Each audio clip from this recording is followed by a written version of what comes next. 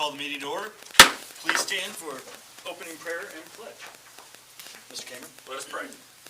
Dear Heavenly Father, we thank you for this day and just thank you for all you do for us, Lord. We thank you for the rain. Just pray, Lord, that it doesn't cause a lot of damage. And just be with us tonight as we lead and navigate the city and guide and direct us in all we do. Be with the mayor as he travels and is out of the state.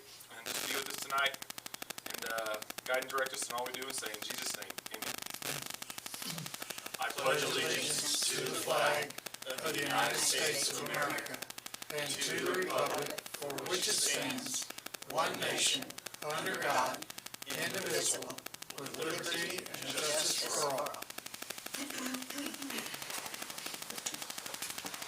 All right. I would now like to open it up for citizen participation. I don't know of anybody that wants to speak, but if you do, please now approach the podium. Seeing no one, I will call a close to citizen participation. All right, moving on to the consent agenda. The only thing on there is to approve the city minutes. On our agenda, it says for April 16, 2019. However, Exhibit A is actually May 7th, 2019. Looking for a motion. Motion. Second. All in favor? Aye. I guess I have to go too. Aye. Any against? Passes 7-0. All right. 6. You know, I invite everybody to laugh along with me as I make mistakes, or if I'm not laughing, just laugh at me. It will act as the exact same. I'm glad to get the first one out of the way, though. You guys covered. All right, 6. All right, moving on to the board, commission, and committee schedule. We have June 6th, 2019 coming up for Board of Adjustment. City Council is June 4th and June 18th. Planning and zoning is June 10th. Now moving on to old business and tabled items. We have 19-06, an ordinance of the City of Council of the City of Republic, Missouri, amending the budget for fiscal year 2019. Ma'am. Thank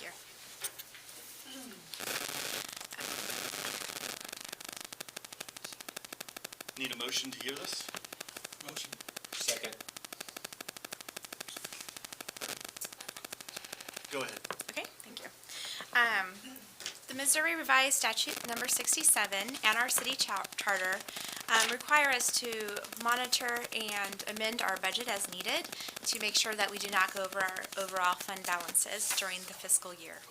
So we have submitted the first budget amendment of the year, in which we have made several changes, which are outlined in our exhibits. The major change was to the SIST fund, which is the Capital Improvement Sales Tax Fund. We had purchased the animal shelter land this year, and we'll be beginning the design work. The cost is now known for the 2019 work, so that money is being budgeted. And then the other big change to the SIST fund is the gateway signs. The design work is now, it was started in 2018, but the actual signs will be going up in the next couple months. We also had a few changes to the water wastewater fund with the restructure, with the meter technicians moving over to the Public Works Department. So that was more of a housekeeping issue to move the fund expenses. And then finally in the stormwater fund, a change order was done to the with the consultants Burns McDonnell for the stormwater design manual as they come to the end of their comprehensive plan. There's some other minor changes to the department line items which were outlined, but overall the revised budget summary page is included, and the ordinance gives overall fund changes for the expenditures, and of course the general fund, we actually decreased that by $24,541, and that was to move the public work expenses over, and those are outlined in the ordinance. If anyone has any questions. Oh, and we are asking, of course, to approve the ordinance tonight. Thank you. Are there any questions? Seeing none, need a motion and a second. Motion. Second. Roll call vote. Councilmember Dykeman? Aye. Councilmember Poole? Aye. Councilmember Self? Aye. Councilmember Russell? Aye. Councilmember Wilson? Aye. Councilmember Franklin? Aye.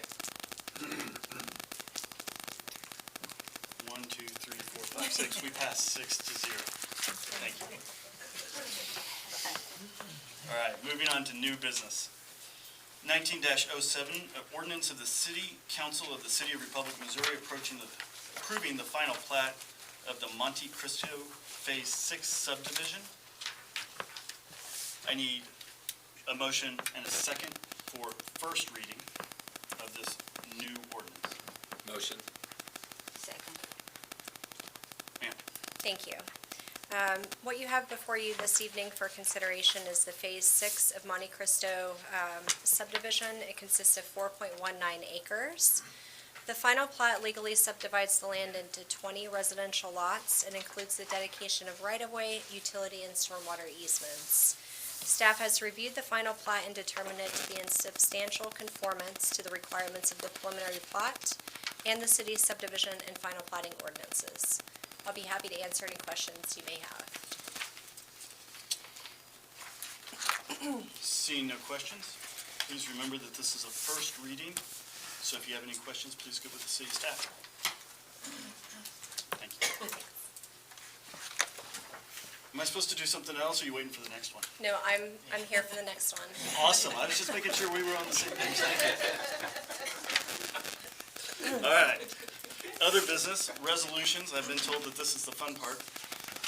Bill number 19-R-17, a resolution of the City Council of the City of Republic, Missouri, approving a preliminary plat for Ashford Place, a residential subdivision consisting of approximately 9.3 acres located at the 900 block North Main Street. I need motion. Thank you. As you indicated, the application tonight is for your review and consideration for the approval of preliminary plat for Ashford Place, located at the 900 block north of North Main Street. The preliminary plat consists of the subdivision of 9.3 acres into 48 residential lots, public streets, water and wastewater infrastructure, and stormwater detention. Preliminary plats are reviewed for compliance with the city's subdivision regulations, comprehensive plan, and other applicable city codes and regulations. The development proposes utilization of one of the existing 2 access points from North Main Street. The remaining access point will be removed during construction. Individual lots will be served by a new public street of approximately 1,000 feet in length. The plat includes an extension of the 8-inch water line located on the property, the school property to the south.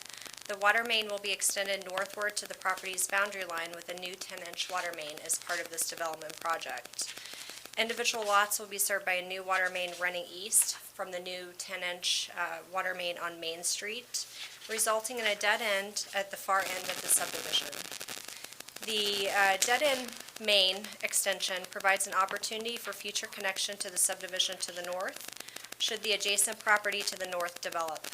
Flushing of this location of the water main may be required periodically by the water department for water quality issues.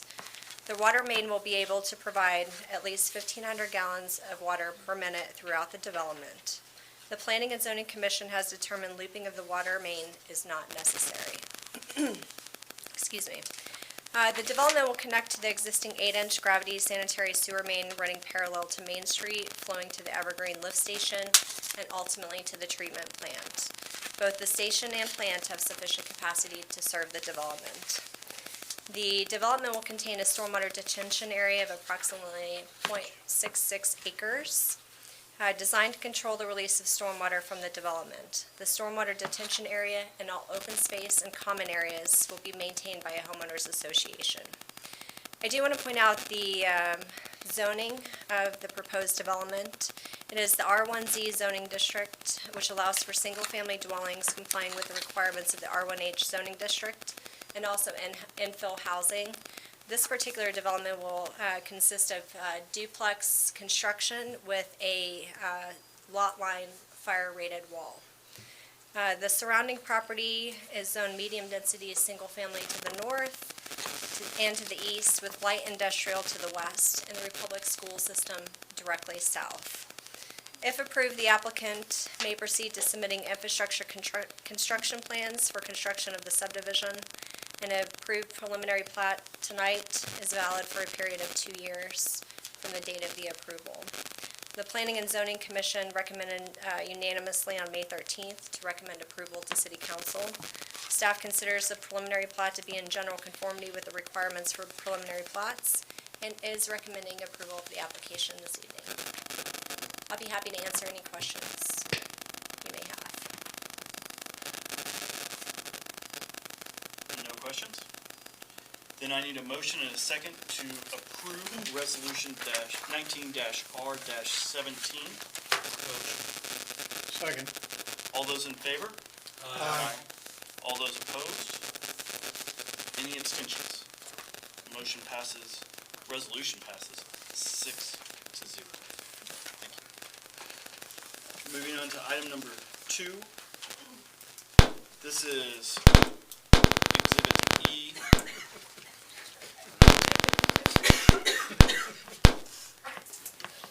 That's not me. I just want to let everybody know that's not me. Pretty sure it's me. It was me last time. All right, we've got resolution number 19-R-18, a resolution of the City Council of the City of Republic, Missouri, awarding the bid for the bulk waterline materials for 2019 through 2020. Sir. Good evening. We advertised for bids for a bulk supplier for our water line materials for the purpose of expediting purchases for projects, larger projects. So in an instance where we know we're going to exceed $25,000 worth of materials, we would have to go through a 3-week process to award that purchase. This kind of takes care of that for the future projects exceeding that amount. We had one responsive bidder, Windwater, who is a typical supplier for most of our projects anyway. In reviewing the bid, the prices were the same and in some cases lower. What we supplied them was our typical year's worth of purchases, linear footage for pipe and fittings. And some of those items were actually lower on the unit bid price. Just going forward, we'll still purchase per project so that we know exactly what each project costs, and we'll still do it within the rules of the purchasing policy. I actually have a question. Yes, sir. Did it worry you only getting one bid? Do you usually get more bids for this, or even though the prices were good, just? So we'll usually get 2 bids, and it's usually from Harry Cooper and Windwater. On a rare occasion, we'll get a company out of Oklahoma, just depending on the project and the materials. Harry Cooper indicated that they had an issue with the time we required and responsive to an order, which we kind of indicate, we put in there, I believe 2 weeks for an order unless there was a condition, a special order fitting or something like that. And we indicated in conversations with both suppliers that we would work with them on if something was an issue, but they chose not to bid. Any other questions? Then I need a motion and a second to approve resolution 19-R-18. Motion? Second. All in favor? Aye. Any opposed? Any abstentions? Moving on to item number 3, 19-R-19, that is Exhibit F. Resolution 19-R-19, a resolution of the City Council of the City of Republic, Missouri, authorizing payment to Republic Services for excess material collecting during the 2019 citywide cleanup. Sir. All right, so if you were in town during the citywide cleanup, you probably noticed there was a large participation this year.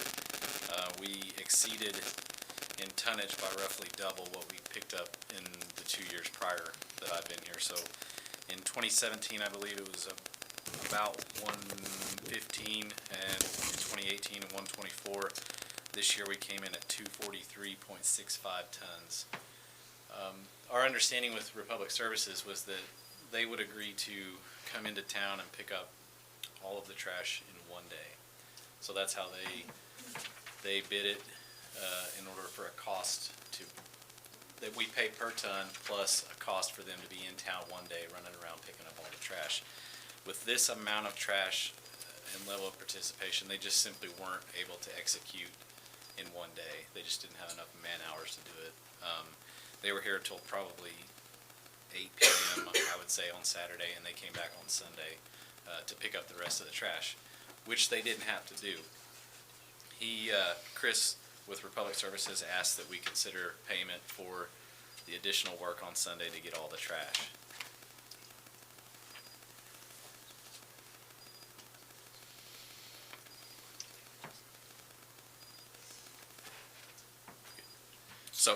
So, what he asked was for us just to cover the cost of that additional work only, no profit, nothing built in. That total was $32,061.20. Any questions? So what's the, Mr. Nellis, what's the combined total for, if we add this in with what we originally paid for the first day?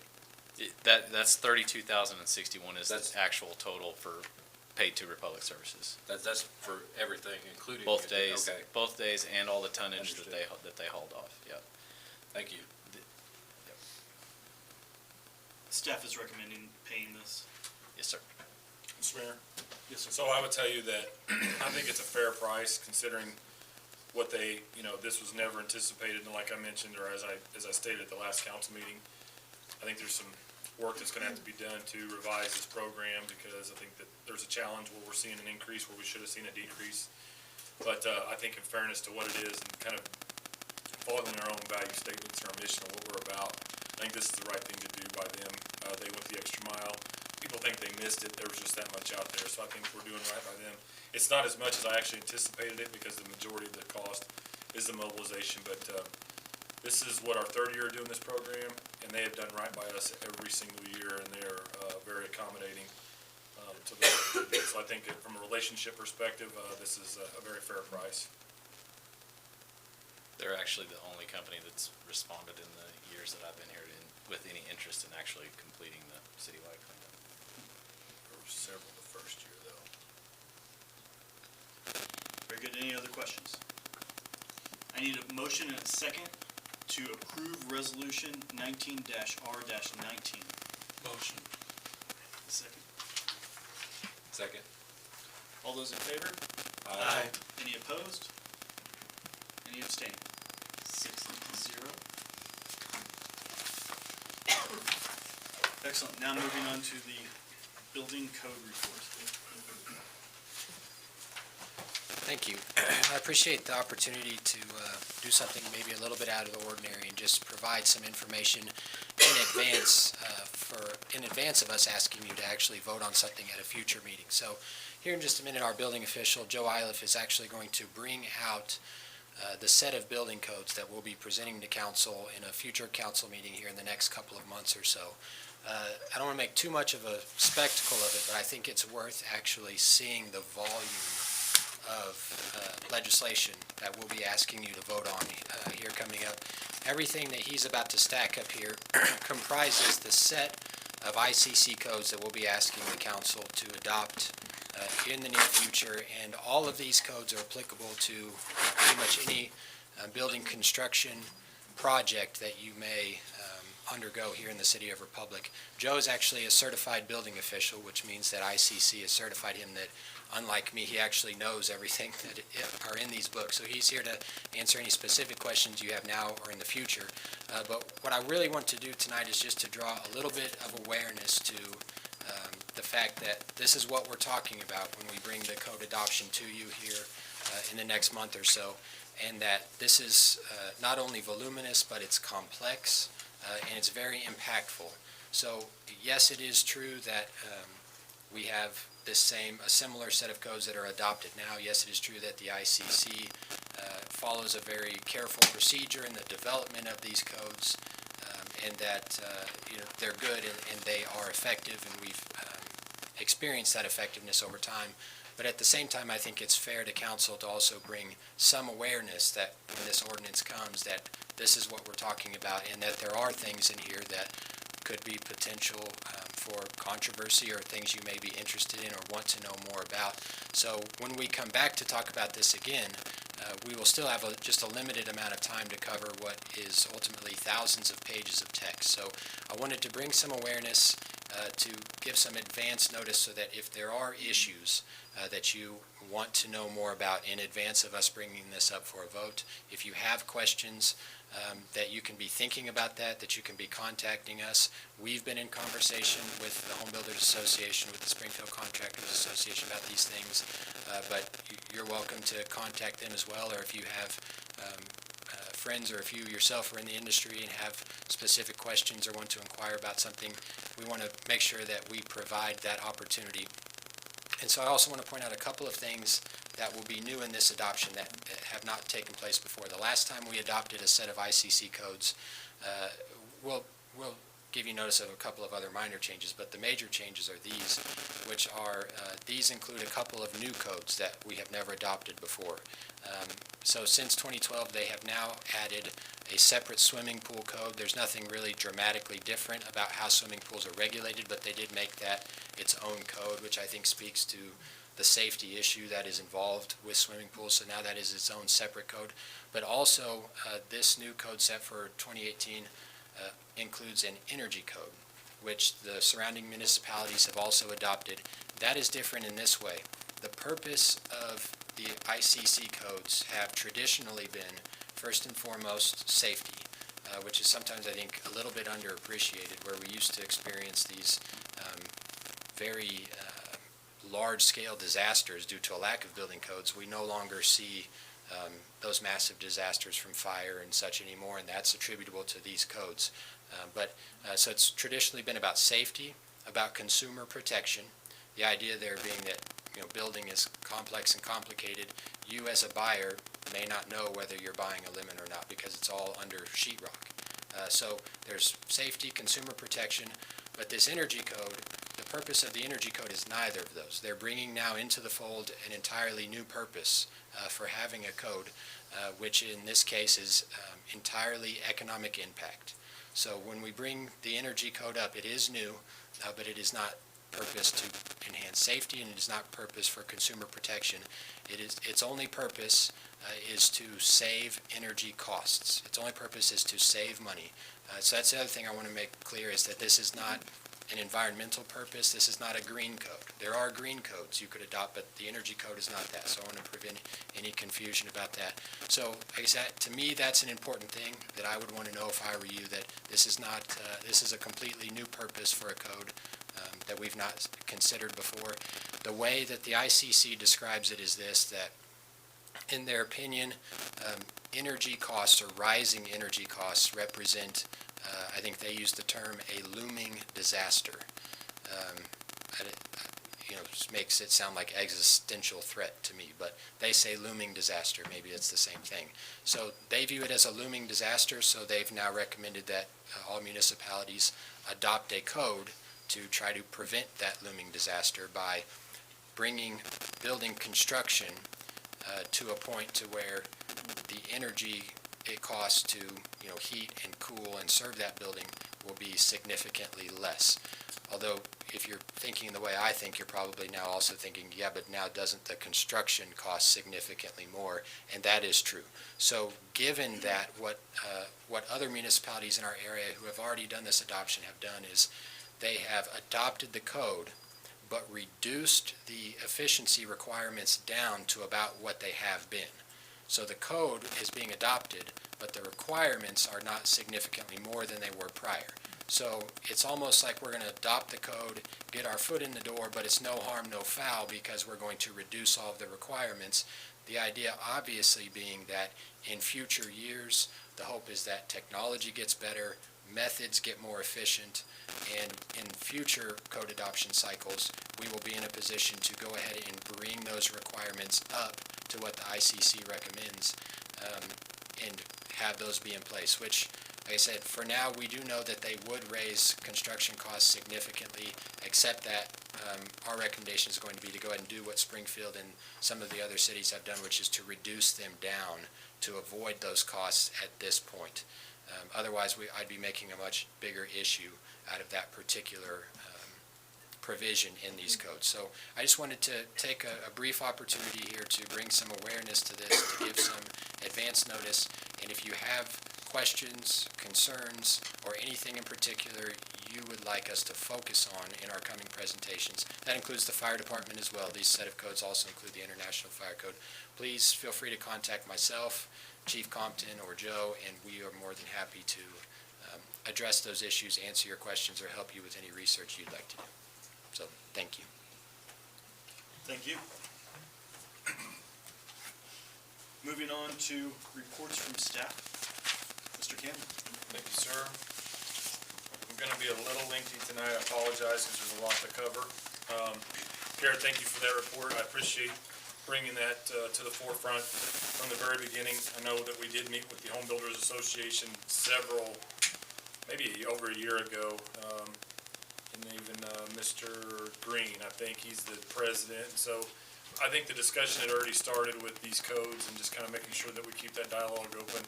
I know that our staff meets and presents to the Home Builders Association, so we've got a good relationship there, so I appreciate the fact that you're working through it. I know that the discussion regarding that energy code was almost like $5,000 or $6,000 per house that it would add to adopt that if we were to actually implement those type of things, going from 2x4s to 2x6s, things of that nature, and just creates an additional cost to the home. So I think those are things that were a concern to myself as well as to the staff, but at the same time, I like the direction.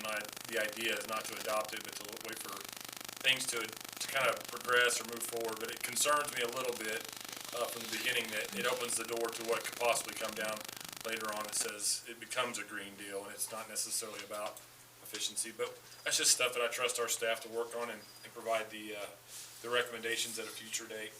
In your packet tonight, so I want to cover a lot of stuff. There's a letter several weeks ago. We presented to the council an opportunity for us to credit, or not credit, but not to assess sewer fees, approximately going to cost us $45,000 to $50,000 over a in-code billing adjustment error that came through the software that we're using. I was asked during that time if there was any kind of remedy for us to receive that. In your packet tonight is a letter that was drafted, or I guess an email correspondence that was drafted to Tyler Technologies. And I want to be really clear, Tyler's been really good to us from the implementation of Encode 10 and the ESS software. There's just been a number of challenges that we face that we're trying to work through. We had a conference call with them on Monday as a result of this letter that was sent. It was sent to the president of local government within Tyler, kind of escalated our approach to talk to them and work on those situations, because we don't want to run into a situation again with utility billing, and we want them to run certain models and certain tests to ensure the compliance or accuracy of the data. So they acknowledged in that phone call that there was a challenge on their side, which I greatly appreciate their transparency with that. So I did request reimbursement or some sort of refund of some of the money that we have credited to our community.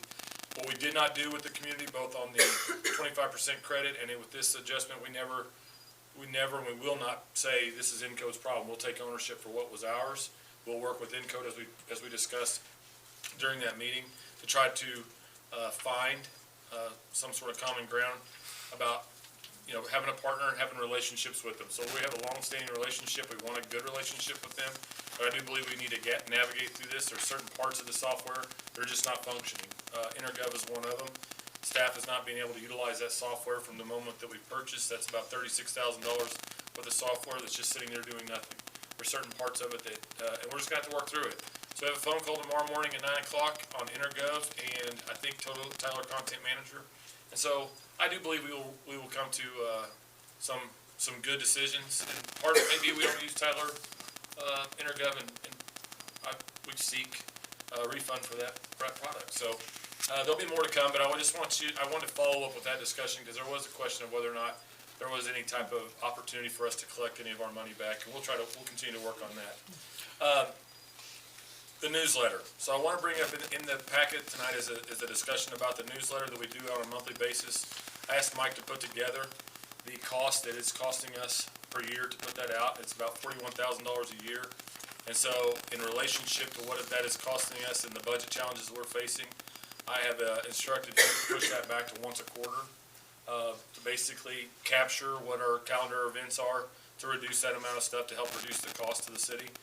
The idea will be, there will be a campaign, and there will be a push to get that to probably twice a year, and to try to get people online to start reading it through their online bill versus us putting out $41,000 to draft that. I know a lot of people get that information, but when you're talking about the type of things that we're facing when it comes to our revenue and a tight window, there's things that we can do that I think that are something that we do on a monthly basis that we could cut back and do more on a quarterly basis. So hopefully it'll also drive people to an online use and to find that information online that we're putting out every single day.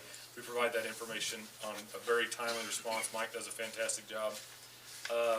So just want to make you aware of that, because when we announce that, there'll be some folks that are upset because they're used to getting that on a monthly basis.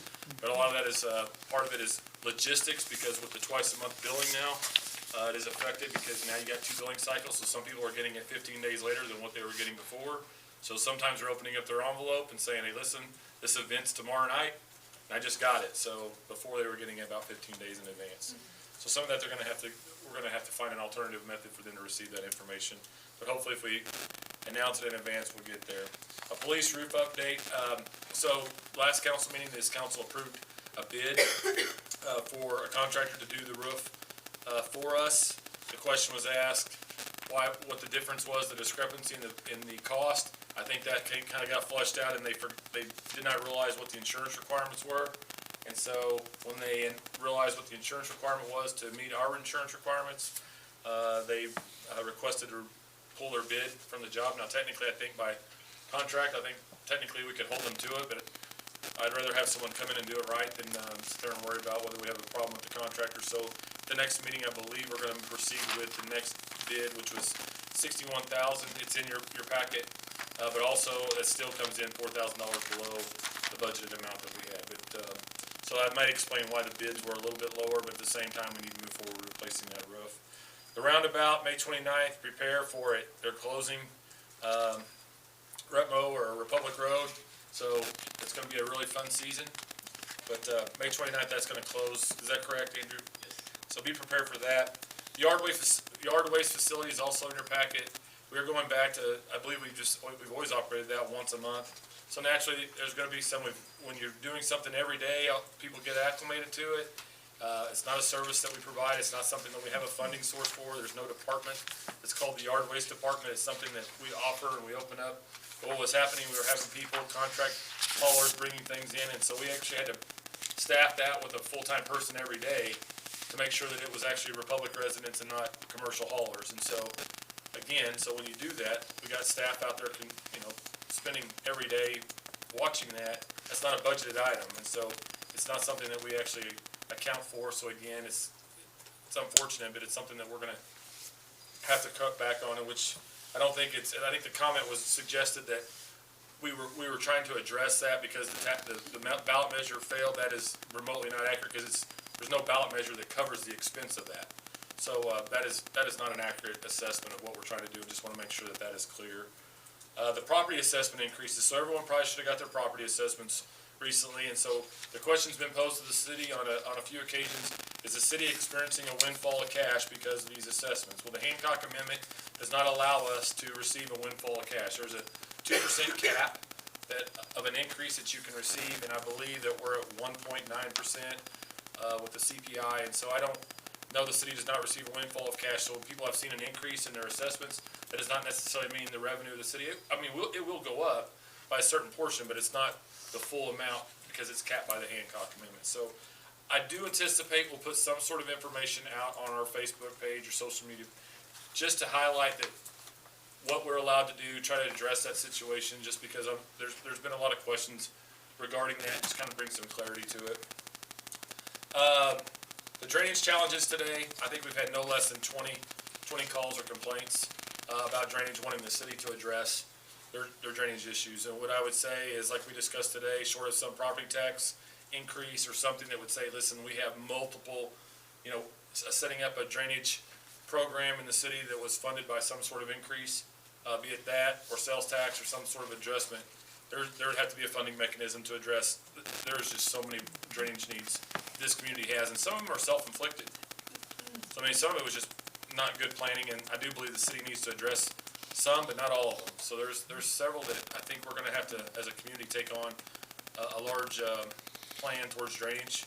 It's not been there. One of the things that the staff has put in the comprehensive plan is a drainage assessment, so, I appreciate that. There'll be more to talk about.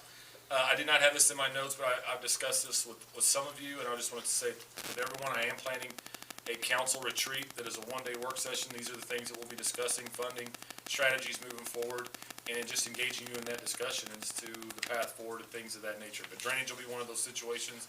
I don't want to tell the community, hey, it's not our problem, we don't have a funding source. We have to say, listen, we'll continue to work on it, thank you for your feedback. But I can tell you that the same folks are calling every single time, and we've got some new ones with this one. But when it's flooding across 60, it's pretty challenging. The rescue truck. So, Chief, how old is the rescue truck? 1991. Okay. So the rescue truck caught on fire the other day, and so while they were on a call, and so basically they have to research on eBay to find the parts to repair this truck. So in essence, they're working on trying to get it in line. I think that truck value we've estimated probably worth scrap metal is probably worth $10,000. So the cost to repair is probably going to be somewhere close to $4,000 or $5,000. I know Chief is working on the purchase of a new rescue truck and things of that nature, but there'll be more. I just need to report that we're going to be spending the money to probably repair that truck or do something with it because we got to have it online because we need something on the rescue side. But there'll be more to come on that. That is in your packet, but I just want to make you aware that that is a challenge, and I know the Chief is working on it. But there is the beauty of that one is the community passed a 1/8 cent sales tax that is for fire equipment replacement. So that'll be something that we'll work on, but it may significantly alter because the cost of that truck is significantly higher than probably whenever that tax was passed. And so I suspect that truck's gonna run significantly higher, probably have to issue debt to get that done. But we need a rescue truck in the community. Lastly, the legal department, myself, Scott, and Garrett have started the discussion of medical marijuana in the community. So today was the first day I've had 2 requests about medical marijuana in the community, actually potential growers, not just dispensaries. So that was a little bit of a shift, that there are, at least 2, maybe 3 that I'm aware of. And so one thing about it is that as you've seen, the city of Springfield has been addressing this. I will tell you this, that there is no provision in that law that we can reject it. We cannot say it cannot happen in Republic. The law is there. I don't think the state, I know the state has not finished up their own rules on the policy, even though Springfield has worked on it and adopted it. I think they're gonna have to revise it based upon what came out Friday. And Scott will know more about it, but that's what I know of. Friday they changed again, so I don't believe they've still established what it is, but I know that we cannot go any further than 1,000 feet on separation, so we're gonna be addressing that. You're gonna be seeing that coming up in a couple weeks, or well, I won't say a couple weeks, but in the next 30 to 45 days, we're gonna be addressing and taking on the issue of medical marijuana and small cell wireless. And also, we're gonna probably do some revisions to our liquor licenses because we got some challenges within our own, the way our wording is, and I think we just need to address those all at the same time. So we are working on those things. So those will be some challenging issues. Not to mention, we're gonna start having a very robust agenda coming up. I think we've been very fortunate in the last few months that things have been a little bit slower, but I think the development side is gonna pick up, and it has picked up. So you're gonna have a pretty lengthy agenda, I suspect. And with that, you did a great job tonight. So it isn't easy to sit there, but looking forward to working with the council on a joint work session with the staff. Ready to just kind of forecast some vision and things that are to come. So I'm looking forward to getting together and talking about those things. And so I'll be sending out some messages, trying to arrange some dates that work with your calendar. But what I'm anticipating is a full day. I hope it's not longer than a full day, but if necessary, I may ask for some more of your time. But I'll give you plenty of advance notice that we can do that, and we will provide lunch. Thank you. That's all I have. Well, thank you, Mr. Cameron. So as the stand-in mayor, I'm going to take this very short period of time to say thank you to Mr. Cameron for assuring me there was nothing on this agenda that I could burn the place down over. And you may not know, but I was here early, and Laura tried to walk me through absolutely everything. She did great on giving me instructions, and then I messed it all up until Scott gave me a cheat sheet. Anyway, no, in all seriousness, thank you very much for allowing me to do this. I bring a little bit more of a lighthearted nature to this, but it's still very serious business. So thank you for allowing me to sit here. Now, council reports. May I start with you, Mr. Dyckman? Sure. Well, Today I was out and I saw with the amount of rain we had and everything, seeing the city employees out, getting drainage, culverts opened up, keeping things flowing. It was just great to see them. I heard some good comments from some public about it, that with the amount of rain, there was, before, in years past, when we've had this kind of rain, it was a major disaster for homeowners. And they were very happy the way it was taken care of today, and I appreciate everything that they've done. That's all. Thank you. Ms. Poole? Well, in reference to David's newsletter deal, I remember when they didn't have a newsletter, and if they wanted to know something that was happening in the city, they'd come to council meetings, either to complain or to listen to see what was going on. And I kind of think that rather than worry about how often we do a newsletter, I think we might ought to send them an invitation and ask them to come and see what's going on. That's just the way I look at it. Matt, you did a very good job tonight. Thank you. For a first time, I think you did well. Thank you, ma'am. That's it. Mr. Franklin? Great job, Mr. Mayor. Thank you, sir. Thank you to all the city staff. Everybody did a great job. Thank you on all your presentations. Very much appreciated. Just for everybody on this weekend, thank you to everyone who gave their lives so that we can have a place like Republic to live in. It's an honor for everyone that did that in this Memorial Day weekend. Just try to keep them all in your prayers. That's all I ask. Thank you. Mr. Self? Nothing to report. Thank you, sir. Mr. Wilson? Glad to see that the city is going to work on the marijuana program. That's pretty much it. Thank you. And with that,